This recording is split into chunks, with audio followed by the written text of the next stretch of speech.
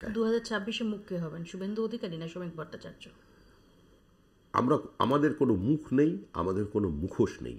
আমাদের যেটা আছে সেটা আছে মানুষের রাজনৈতিক বোধ শক্তির উপরে বিশ্বাস,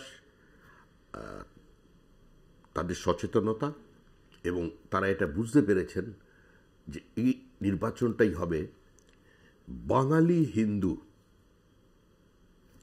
এবং জাতীয়তাবাদী প্রগতিশীল মুক্ত মনের ভারতীয় মুসলমানদের জন্য শেষ নির্বাচন।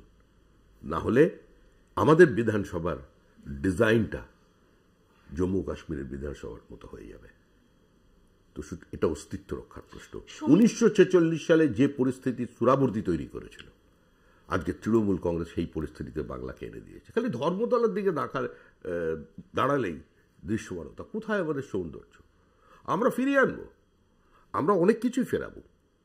আমরা নিঃসন্দেহে নবান্ন খুব সুন্দর, ওপরে উঠে আমি মুখ্যমন্ত্রীর ঘরে উঠেছি, ওপর থেকেও দেখতে ভালো লাগে। নিজে হাওড়ার লোক ছিলাম আমি, এখনো যাতায়াত আছে, প্রায়শই যাই।